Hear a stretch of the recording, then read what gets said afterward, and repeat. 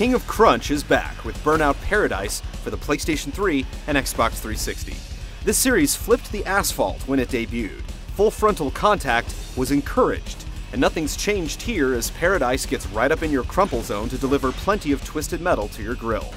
But does the road remain the same, or does it feature a few new twists and turns?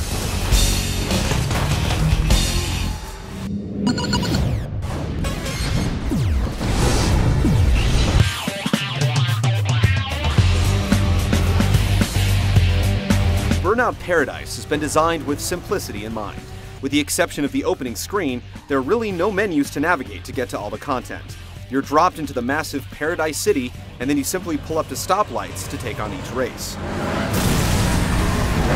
The list of race types runs on the lean side for the solo experience. You get point-to-point, takedown events, stunt runs, vehicle-specific duels, and survival races where groups of cars try to send your ride to the scrap heap before reaching the finish line. With 120 different events to complete, simple math will tell you how often each one repeats, and after a few hours, it can feel like you're spinning your tires. As with most games that highlight crumpled sheet metal, there are no licensed cars available for play, though there are many close approximations.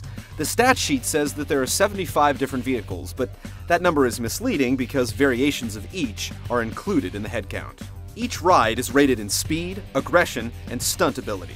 Cars classified as speed rides have a quirky turbo meter that has to be used all at once. Stunt cars spin and barrel roll rather quickly, and aggressive cars can take a lot of punishment. In the early going, vehicle ratings are irrelevant, but by the time you upgrade to your third license, it starts to matter. You can tap the D-pad at any time to bring up the multiplayer options, and the only real menu in the game. From here, you can call on friends to race with you in 50 different challenges that change depending on how many people you link up with. You can also create custom races and then save them for later use. The multiplayer suite is seamlessly integrated into the game and surprisingly robust. Knocking out all 120 mission objectives and unlocking all the vehicles in the single-player option will take you a long time. The multiplayer has just as much staying power, making Burnout Paradise a game that will undoubtedly give you your money's worth.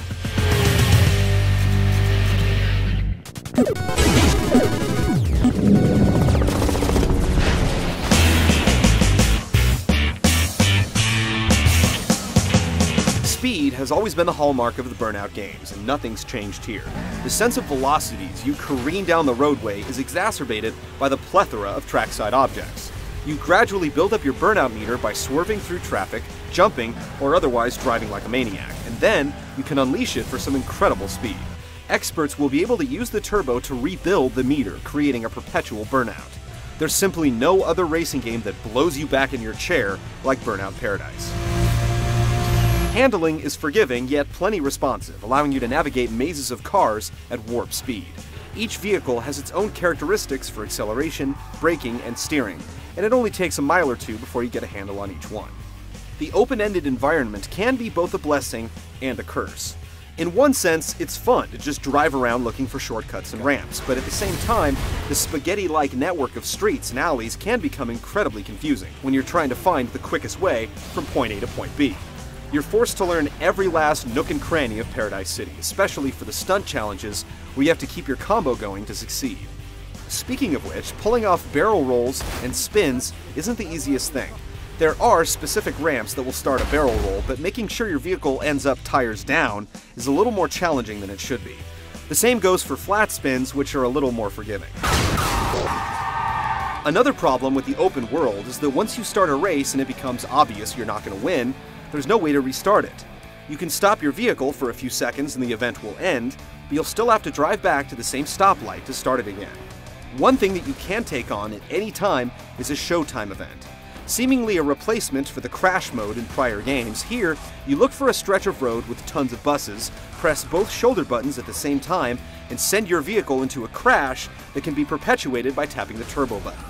These can last for several minutes and can look outright ridiculous, yet they're incredibly fun. We would definitely take the old crash mode over this one, but what's here isn't bad. Selecting vehicles, repairing damage, and refilling turbo have been woven into the fabric of the open world as well, making sure that once you're inside Paradise City, you never have to leave.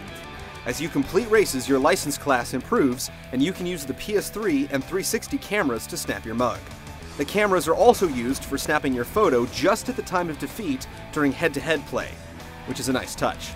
We admire Burnout Paradise for trying new things.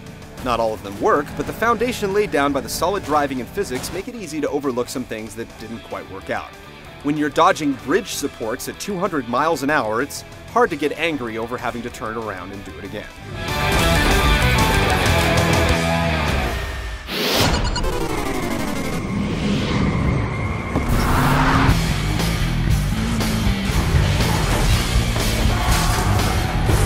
Burnout Paradise is one of the rare cases where the PlayStation 3 was the lead platform, and then the game was ported over to the Xbox 360. It shows in some subtle ways, making it the superior-looking version of the two, but not by much. Frame rate is of the utmost importance in racing games, and both versions run incredibly smooth, no matter how much vehicular mayhem is on screen. There is still some slight draw-in here and there if you're looking for it, but considering the size, detail, and scope of Paradise City, it's certainly forgivable. Vehicles closely mimic the real thing, even if the official name isn't used, and they generally look pretty good, though not quite at Gran Turismo 5 levels. The trade-off is that the environment is much more detailed, and that was the right choice to make. The way the vehicles crumple, windshields shatter, the pieces of debris go flying in every direction is second to none, making you appreciate each and every impact. The only quibbles we have with the presentation are the absence of a driver, and one of the most annoying announcers ever. This is Crash FM, and I'm DJ Atomica, fresh from Radio Big to be your guide to the streets of Paradise City.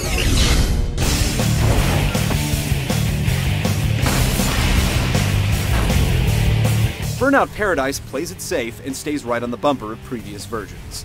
The open-ended world doesn't always work, but this is one of those games that's inherently fun, regardless of whether you're attempting to make progress. Those with the need for speed or crumpled sheet metal will put it to the floor and never look back.